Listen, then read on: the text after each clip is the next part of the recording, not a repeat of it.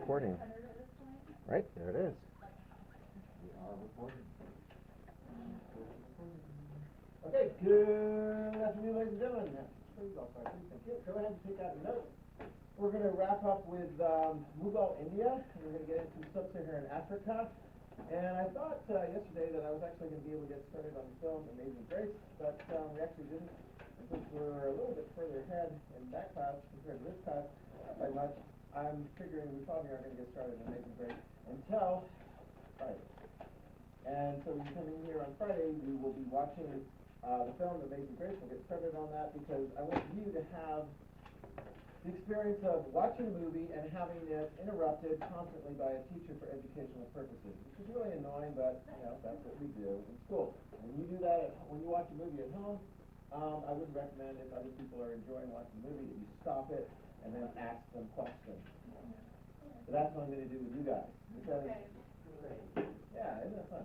Because actually, the handout that I'm going to be giving you today has got some interesting questions, like this particular person in history, William Wilberforce, was 5'3", and the director chose a much taller actor to play the role. And so the question is, why do you suppose that is? You're doing those sorts of things in your films as you research them and find out what's true and what's not true, or decisions that the film director has made that don't necessarily fit with the accuracy of what actually took place in history. And of course, all of you have something different, right? By the way, is that going okay? When is that first preliminary assignment due? Thank you. So have that by what, the end of next week? Okay. So yeah. You can online and you can print it out. Yeah, print it out and bring it to me. Old fashioned. Yeah. So and you can handwrite it out, although I imagine some of you guys, especially when you're doing like the web addresses and so forth, that you might want to just like type it all up and save it off and use that. But if you print it out, that would be great. And that'll be a good indication of if you're able to find the information that you need to do the paper. If you're able to find one source, probably going to be able to find a second and a third source, and that will help you put the paper together. Any questions or comments about that particular assignment? Okay? So, like I said, we're going to start the film on Friday. We'll continue that next week. We're justifying that. I'm like, because this is, I mean, yeah, one, it would cost money if you were to watch it on YouTube or whatever at home. And I actually want to go through the process with you. I've got 1, 2, 3, 4, 5, 6, 7, 8 different questions like that. Why did you suppose the film director changed things up a bit, or left something out, or made some whatever kind of decision? And it helps you because each of you guys, you'll need to have enough in writing your paper to comment about stuff. So sometimes it's like stuff that gets left out. Sometimes it's casting decisions. Sometimes it's just like, this is wrong. This is actually wrong. How many of you guys have watched the movies already? How many of you guys have done a little bit of research and found out something? Good. Okay. So if you do, if you are having difficulties, or you want to change it, somebody in the other class was like, oh, well, I want to change it from whatever movie. I think it was the second movie I assigned them. And both of them were ones that they wanted, and then they wanted a third one, but I'm like, no, I'm sorry, I actually assigned that one out to a student, so that was not available. So if you do have an inkling to change the film, contact me, we can get that taken care of. Keep safe. Because ultimately, the due date is still the due date. Okay? Question. How many of you guys are aware of whether or not your parents responded to the survey that Sanderson sent out? Okay? Right? And they're starting to get that feedback from the parents. It looks like, whether you like it or not, it looks like after spring break, so March 30th, end of next month, on the Tuesday, for you guys it would be the Wednesday. No, actually it would be the Tuesday. You come to school on Tuesday. Yeah, it looks like they're going to be probably having everyone coming back. So yeah, I know. In here, you guys might not know this, but on Blue Days, yeah, Green Days, Blue Days, every seat is filled for my ninth grade class. So, yeah, so you all have to bring in some more desks and things like that and so forth. But yeah, we've got Maren, Spencer, Jordan, Sophia, Bella, Riel, Becca, Addison, Keith, Blake, Vinny, Yakov, Ty, and Ruth that I teach on blue days. So we'll just like mingle you all in there together. One big happy family. Looks like Mondays will still be like the days, because I still have several students that in all my classes that are doing at home, so the teachers will still have that. So you're going to be doing Mondays, and they're going to do AB, the block schedule. That was one thing I wanted to know. Which you're like, I don't know if I like that. But the juniors actually pointed out very quickly, that means we don't have homework in every single class every day. And it also means, you might not have figured this out, but I don't know if you guys noticed, I don't know how long your middle school lunch was last year, but high school lunches traditionally have been like 50 minutes. And they're much shorter this year because we got 5-minute breaks, 5-minute breaks. I mean passing periods, not really breaks. And so if you take away some of those like little 5-minute things and so forth, I think it ends up going all back into the lunch, which makes it longer.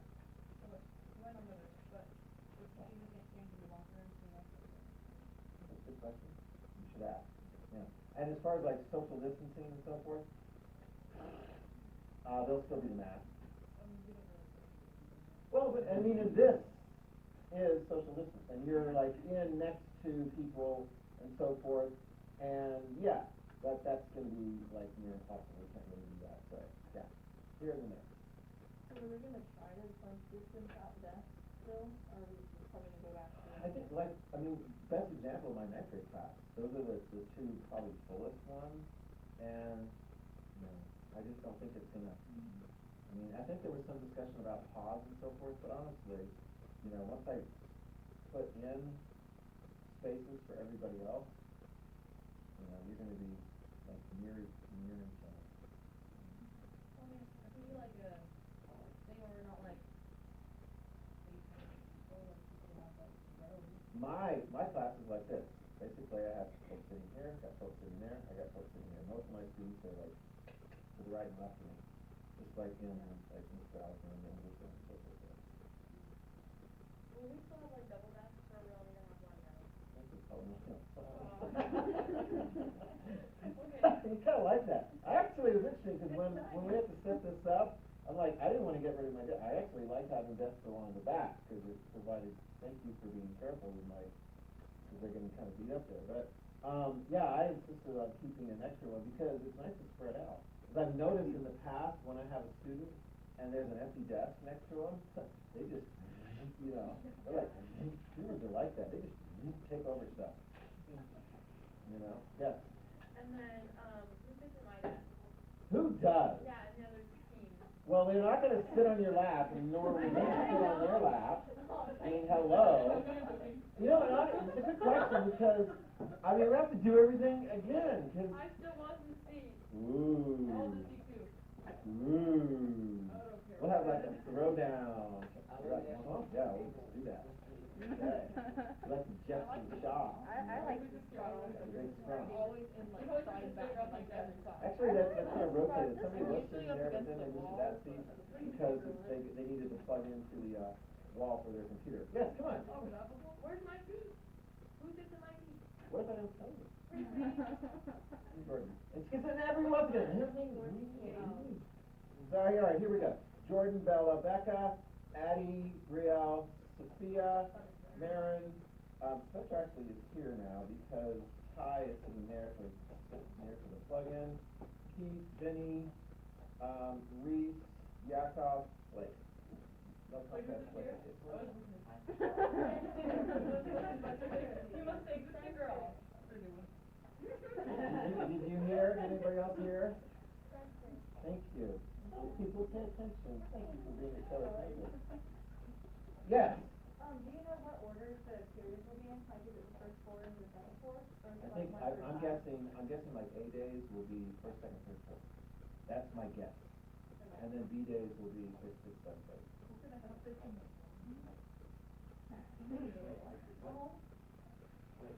Second period. Of put your one in. Go ahead. Well, I might have that chair in the back. No, I mean, some students, I don't even get there. Consider the morning, like. 7:45 until noon. Anything after noon is called afternoon. We're in the, like. I just, you gotta go too many things. It's gonna be fine. It's gonna be fine. What? Are you calling me not? He said it. Oh, shoot. You got a ship to put you on. Yes. Sorry. I am anticipating, based on the feedback from the parents and also what like Westside is doing and Boise is doing, that will be for secondary going back to that. I mean, that's what I'm hearing. Correct. Yeah, correct. And I wanted to check that, so I actually asked Mr. Anderson about that because I wanted to know. Okay. All right. Okay, shall we? All right, let's get back to Mughal India, where they throw women into fiery funeral fires. Okay? Well, anyway. This is an interesting thing. It's an older Hindu practice. When the Mughal Indians, put your heads back in here, right? The Mughal Indians, which the Mughals are Muslim or Hindu? Muslim. India that they move into is predominantly Hindu. Very good. Which of them is like a one God system, a monotheistic system? Between Islam and Hindu. Islam, thank you very much. Say things if you're confident, all right? Okay. And then Hindu is, what is a feature of Hinduism? Polytheistic. And do they believe in multiple lives or one? Reincarnation. So, it's interesting because here, this is a Hindu practice. Check this out. Sati is a Hindu practice that was taking place in India before the arrival of the Mughals. And so it's an interesting question. The idea is like, I mean, this is like, wow, when in history has there ever been a system that seemed to discriminate against women? Because so many people ask you like, well, if the wife dies, does the husband jump into the funeral fire? No? No? What does the husband and the wife? No, they don't. I mean, they don't. This is emblematic of a patriarchal, male-dominated, particular societal thing. And it's probably a really good example of like, where does a woman actually fit into the man's life? Well, when he's alive, he's his wife, and going and so forth. And after he's dead, there's no such thing really as like widows. She jumps into the funeral fire. Puts her in there. So it's kind of like, I don't know, it's like, so that she can be reborn, with him in the next life, not meant to be. Again, here's the interesting thing though. Is this a feature of Islam? No. That's not a feature of Islam. They've got other things that sometimes get pretty crazy, but not that. Okay? So Muslim rulers, are they going to be okay with this? It's an interesting thing. We've got Sultan Akbar. Check. Is he okay with Hindu practicing like just normal Hindu religious things? Yeah, he's very tolerant. He's very tolerant of Hindus. In fact, he'd be like, you want to do Hindu? Fine, you do Hindu. I'm the Muslim ruler, but you guys do your Hindu thing. Although, I'm not really thrilled about this. Later, when the British take over India, they're going to be even less thrilled with this because they're like British and they're like, we don't do that. Stop doing that. And so if people want to continue doing that practice, they'll have to do it surreptitiously, sneaking around and having little fires on the side and so forth to carry those out because the British are not going to be really keen about that. Yes. So, okay, the Mughals are Muslim. Yes. But then the Indians are Hindu. So. Sati is a Muslim thing. No. Hindu. Okay. So then Sultan Akbar is Hindu or Muslim. Muslim? He's one of the Mughal rulers. Okay. He's one of the earliest ones. Okay. Do one more slide. Thank you. Hold it. Oh, this one, you missed that one? That was where he tried to create that combination religion. We covered that last time, right? Yeah. And it didn't quite work. I mean, I just pulled the slide off of the internet and so forth. And they've got some pretty nice things in there. You're like, it's a slide, I need to write everything down. Okay? You know, maybe, I don't know. Write down what I tell you. Yep, so Hinduism, I'm not going to be talking about Jainism and Zoroastrianism, that's going to be in the test. The last part is actually, and I made that point clear, eventually the Hindus and the Muslims like, not really interested in that. Although, what was a religion that is sort of a cross between Islam and Hinduism that became more popular than Dini Ilahi? The Sikh religion. Okay. Buddhism is like an offshoot of Hinduism. Buddhism is sort of like, well, instead of having to be reborn and reborn and reborn and reborn, if you like get enlightenment, you go right and be at one with the universe rather than having to climb all the steps. So Buddhism has some popularity if you're in the lowest class or caste. You can be like, yeah, cool, I don't have to like work my way all the way up through. That's the future of Buddhism. But it doesn't take very strongly in India, even though that's where it was founded. It's stronger in other parts. All right, now, let's talk about this Mughal ruler, Mumtaz Mahal. And actually, that's the guy on the right. Mumtaz Mahal is the ruler after Akbar. And he is also very tolerant, like Akbar. But he's not like a big general type. He's not like expanding the empire as a king. I believe so. I may be incorrect on that, but he's the next ruler. So he's not going to be necessarily like adding so much. So here you've got the area that's added by Akbar. This is the one, the previous one. You don't have to know all the names of the Mughal rulers. But like from this darker orange one to the lighter orange, this particular ruler, Mumtaz Mahal, he's not, his name is not Mumtaz Mahal. His wife is Mumtaz Mahal. His name is Shah Jahan. My bad. I do have those lined up correctly. The wife is here, there she is, and there he is. And he loves his wife. And they just like to hang out and have kids and just be like, I don't know, the system, be in charge, be happy and so forth. Yeah, so he's just like, woo. So why are we even talking about this guy if he's not like this really dynamic leader? Well, he has something built. That. When his wife died, he really missed her. And he wanted to have built for her. So what is that? What is it? The tomb. A mausoleum. It's built for a dead woman. It's massive. It's huge.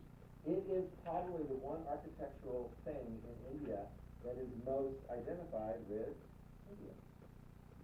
And it's a tomb for Mumtaz Mahal, and it is emblematic of his love, and of course it's very much built in the Islamic style, with the dome, and the minaret, and so forth. Okay? Big and beautiful and significant. Islamic style, yeah. So if you were to look at some of the structures that were built for like mosques and other kinds of things like that, you would see similar kinds of stuff. It's incredible. And it's massive. And I like this picture that I got, the poster there, because you can see they use the like the reflecting ponds. Reflecting ponds are really cool because when you get a reflecting pond in there, it sort of like mirrors the image. And that's with that photograph, you got the mirror image of the Taj Mahal being reflected onto the pond. Kind of cool. We have one of those in Washington, D.C. If you look at the Washington Monument, through the reflecting pond, you can see that in the Lincoln Memorial. Anyway, so very beautiful, right? Now, so is everything going to be great for the Mughal Empire? Aurangzeb is the last of Mughal rulers we're going to be talking about, and Aurangzeb is successful and unsuccessful. Well, let me tell you how he's successful. So right there, he conquers new land. With the use of elephants and so forth. Aurangzeb is going to be the one who will add on this southern area. He's going to conquer that southern area almost to the very, very tip of the end of what is now India, or what would be called India. So he conquers that. So, woohoo! He's a fighter. He brings it back. He's not just like, missing his wife and building really cool buildings after she's gone. So then, why is this potentially not successful? Other land is very big. Hindu land, and of course they'd already taken over other Hindu lands. That's not necessarily a problem, unless, here's what you need to know about Aurangzeb. He's all full-on Muslim. He is intolerant of Hindus, write that down. He's intolerant of Hindus. So some Hindu temples and things like that get taken down. He's not very interested in the Hindu religion, because he looks at the Hindu religion as just being, it's wrong. The Islamic religion is the true religion. And so what happens then is that many of the people in the newly conquered areas, as well as the previously conquered areas that also have a lot of Hindus, they resist him. They resist his rule. And if they provide enough resistance, what happens to the rule of the Mughal? It's weakened. Exactly. So, even though it becomes bigger, it's weakened. Right? I mean, consider this as an analogy. How many of you guys have ever taken on a task and you're like, this could be really good, and it's like good, and it's going to be awesome. And so you take on the task, but you don't have enough time and resources to do it really well. And you're like, wow, that was just a really, that didn't work out very well. Well, that's kind of what happens with the Mughal Empire. It gets bigger, at the same time, it ends up getting weaker. Yep. Yeah. And so what's going to happen then is that some of these people are looking around and going, man, we hate those Mughal rulers. Guess who will step in and go, well, how about if we help you to push off the Mughals, and then we'll be your BFF. We already know this. The British, exactly. The British are going to be very well positioned to do that. And so the British will help Indians ultimately get rid of the Mughal ruler. And then who is going to be in the best position to rule India? The British. Are they going to be tolerant of Hindus? Yeah, for the most part. They're not going to be too thrilled about the South Sea part, but as far as everything else that the Hindus practice, they're like, yeah, fine, whatever. And Britain will ultimately gain control. Oh, do you remember who was the main rival from Europe that also wanted to have control of India? Yeah, that's very good.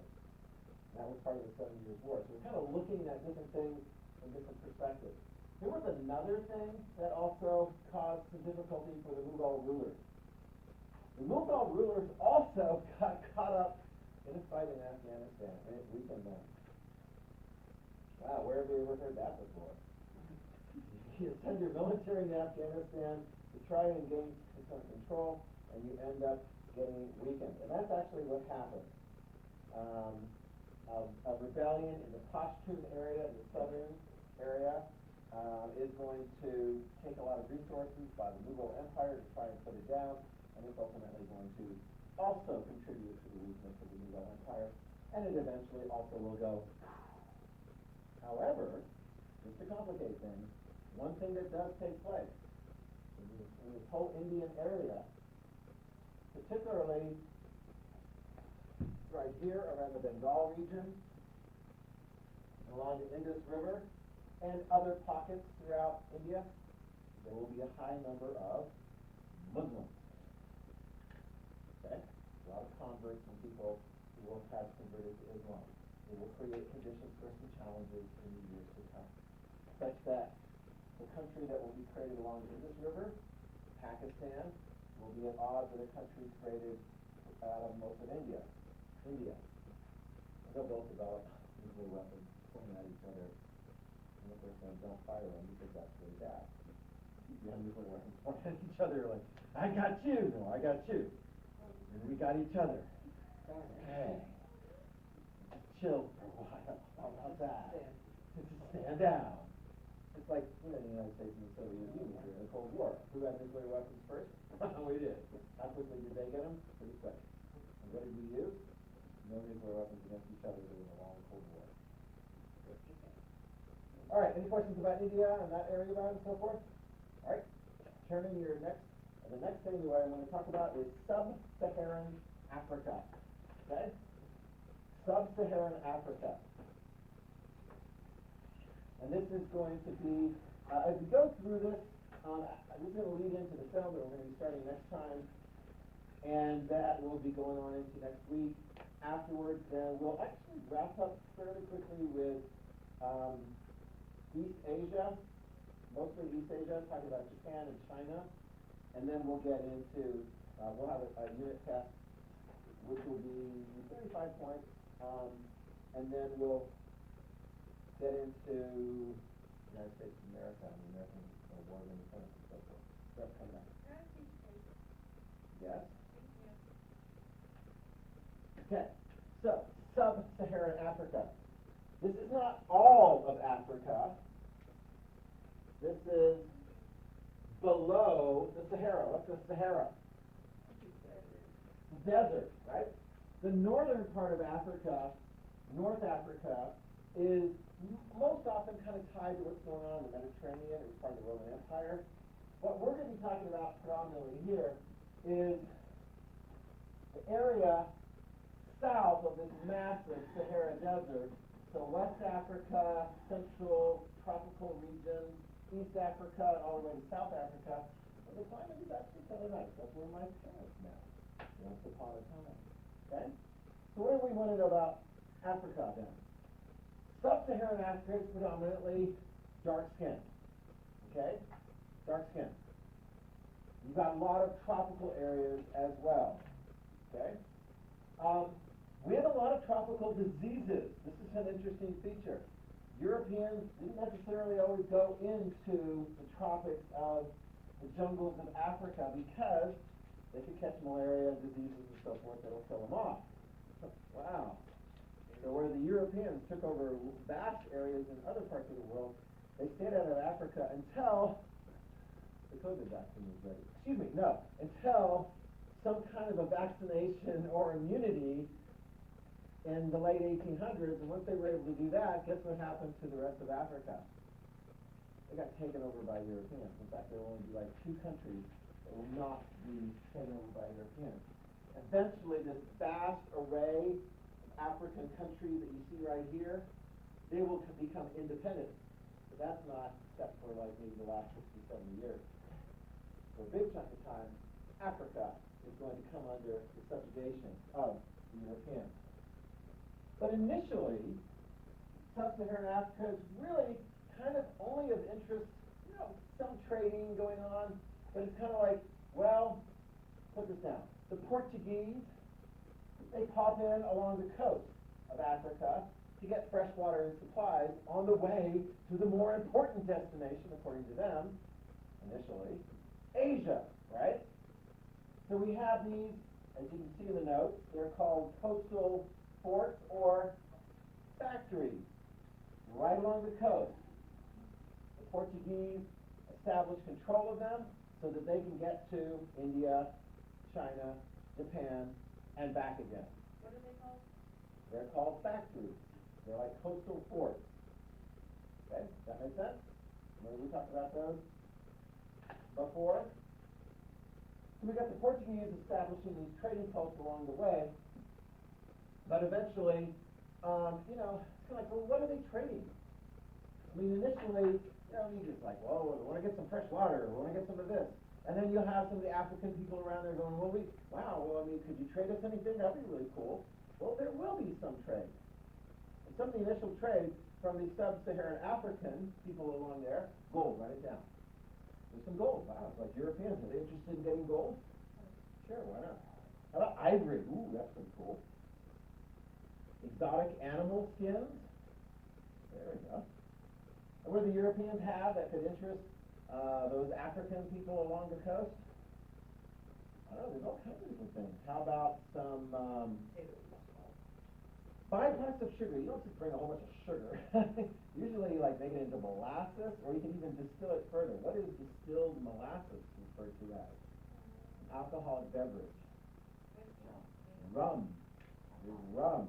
So you'll sell some rum, they're going to be selling some rum. And then the Europeans are going to be, they bring some cash and so forth, but they're going to sell, as trading items, they're going to sell something that the Africans don't necessarily have and they haven't really developed. They're going to come really in handy for them.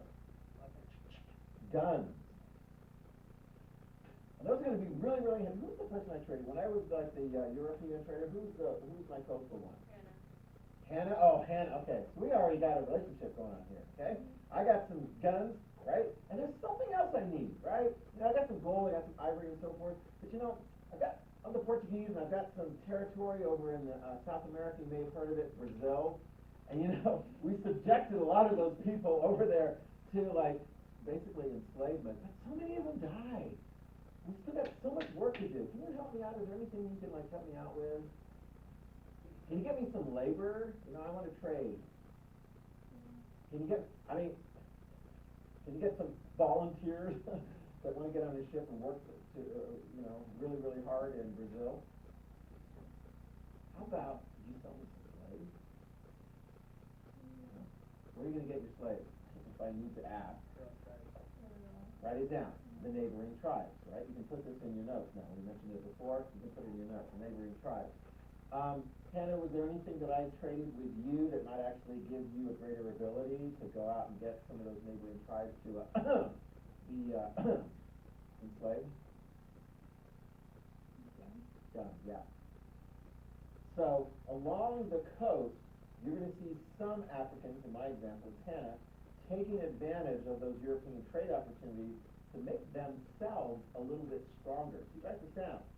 Some of those African tribes will establish like states, little countries, although in the long run, they will be overtaken by Europeans. That will come in with better guns, sufficient armies, and enough disease inoculation to make sure they don't all die of malaria. You got that? And then, so are we going to load up Africans and send them across the ocean? Yeah, we'll get to that in a moment.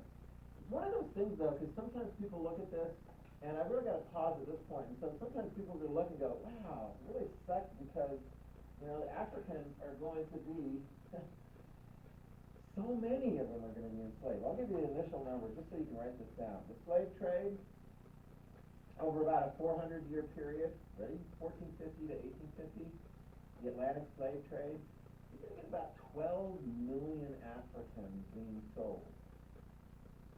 Okay? And a lot of the initial capture is going to be by fellow Africans, and they'll be sold to Europeans, Portuguese, French, British, Spanish, 12 million over a 400-year period, from 1450 to 1850. Okay? And, you know, it's like, wow, that kind of sucks. And you're wondering, how did Sub-Saharan Africa get to a position where they were like enslaved by a part of the world, Europe, to be sent to another part of the world, the Americas? They weren't. You can write that down. They weren't as advanced. Now this is an interesting thing because people at the time, and I would say maybe even 100 years ago or 200 years ago, some of them might offer different theories, especially 100 years ago. They would look and they'd say, yeah, well, those people are not as advanced because they are inferior people. Racism. You ever heard of racism? It's where like people look and they're like, our people are better than your people and your people suck. And your people aren't smart enough. You're not good enough. You can't figure it out. So to state that Europe is more advanced, that's true. Europe is more technologically, you write that down. Europe is more technologically advanced than just about every other place in the world by the time we hit 1750. And by the way, that trend is going to continue for another, 150, 200 years.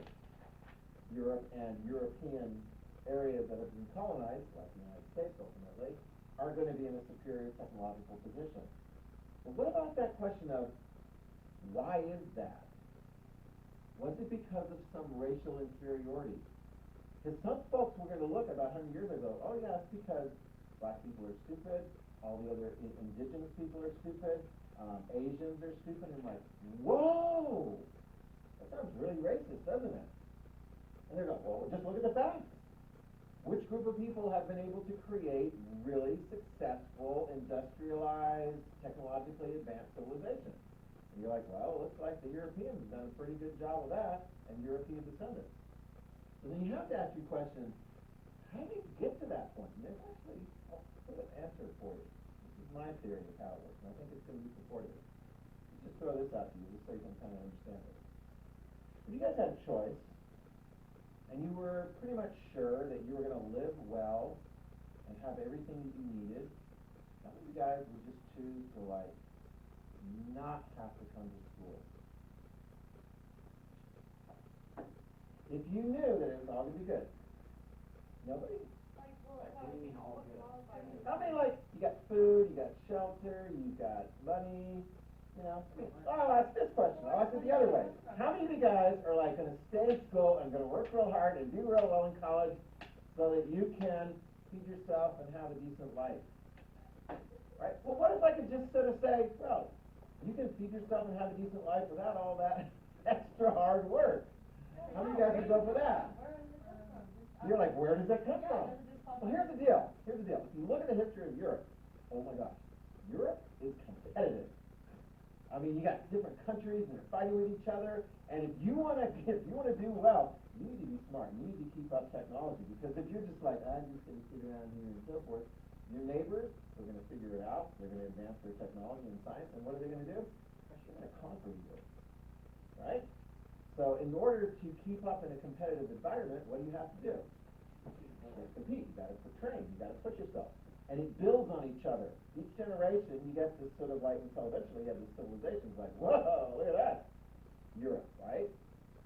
Renaissance, the Enlightenment, scientific revolution. Europe comes out of this. I mean, that's the big thing that we've been looking at all year long, is Europe's coming out of it pretty darn strong. What are they going to end up with? Control of most of the world. Oh, yeah, that. So what's going on in Africa? Here's my theory. Africa is full of amazing resources. And most of the people are living in Sub-Saharan Africa in small tribal villages. And they, in order to get food and the things they need to live, they just go out and get it. There's not as much competition. I mean, eventually your neighbors are going to figure out that they need to defend themselves, otherwise they're going to get like slave raiders coming in. If you don't have to, you don't necessarily have all of that hard work taking place. It's not a matter of intelligence, it's a matter of what do you have to do in order to live well. In much of Africa's history, you don't have to work as hard to live well. But there's a danger in that, isn't there? Because when the Europeans figure out the guns, and they figure out the immunities, and they figure out that Africa's got all those great resources, what's going to stop Europeans from taking over Africa? Nothing. So be careful, right? Yeah, somebody tells you, hey, whatever, I got a plan for you. There'll be something there. Or here, I was trying to tell the other class. How many of you guys, if you could, would follow this plan? Marry a really wealthy spouse. Oh, yeah. I mean, you're like, okay, I just got, woo, I got my lottery ticket for my rest of my life. What if, like, they die? They die. They have their will made out to you. In fact, find somebody that's really, really old, just about to die, and then, yeah, no, it's like, gold digger, yeah, anyway. So, like, yeah, how many guys are like, maybe that's not such a great plan? I mean, what could possibly go wrong if you marry somebody that's really, really wealthy? They could, what is the word?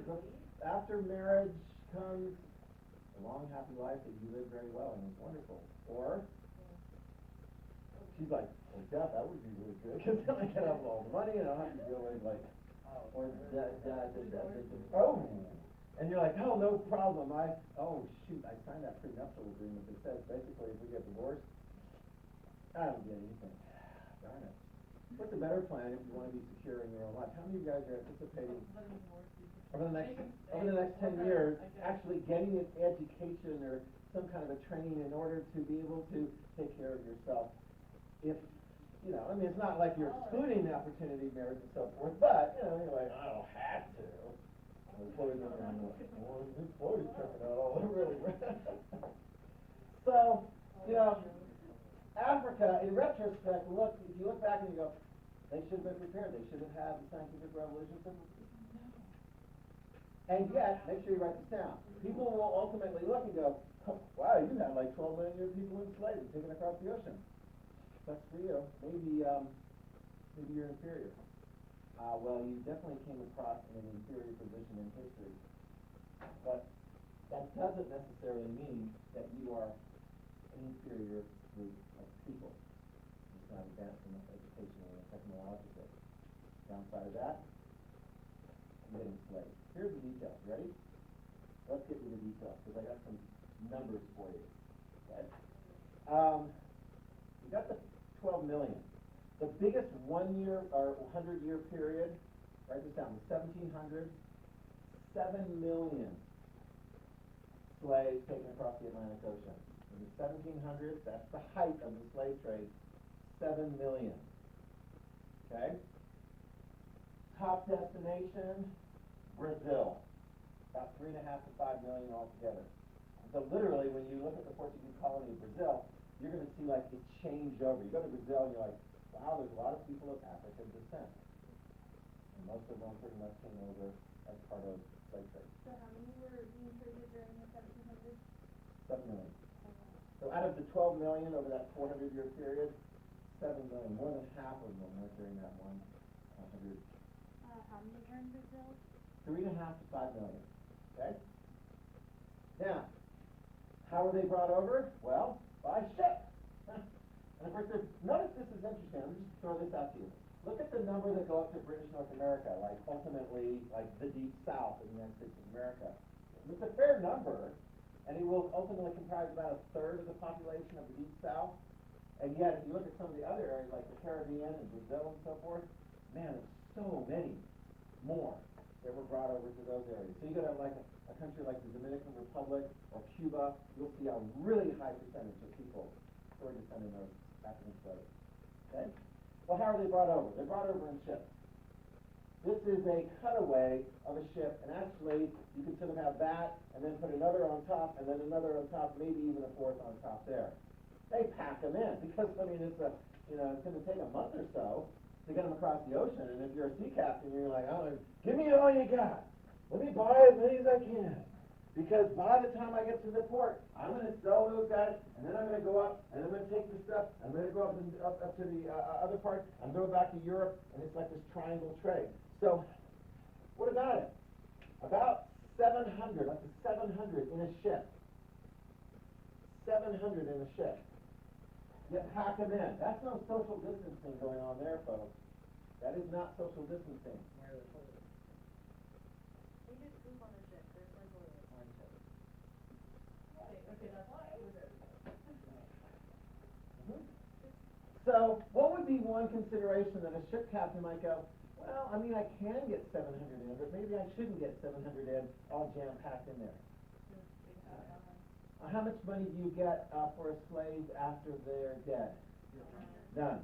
So you could have, write this down, between 10 and 20%, sometimes more, mortality rate in the journey over. That's not a good condition for somebody to go over. It is a horrible thing when the people, I mean, if they're dead, they get thrown off the ship. If they're dying, you're like, I don't know if you're going to make it. And you look like you might spread disease and so forth, throw them off the ship. If they're still barely alive, when they make it to Brazil or one of the Caribbean and so forth, you try to disguise the fact that they've got dysentery and all kinds of things coming out of their bodies. Anyway, this is one to go there. But it's nasty. You're like, oh my gosh, this is crazy. Should this stop? Well, this man, John Newton, said it should stop. And we're going to focus next time on the story of John Newton and William Wilberforce, who will make an effort to stop the Atlantic slave trade. Okay? Let me hand it out. Actually, no, I'll wait till next time. I'll hand it out next time. That'll be fine.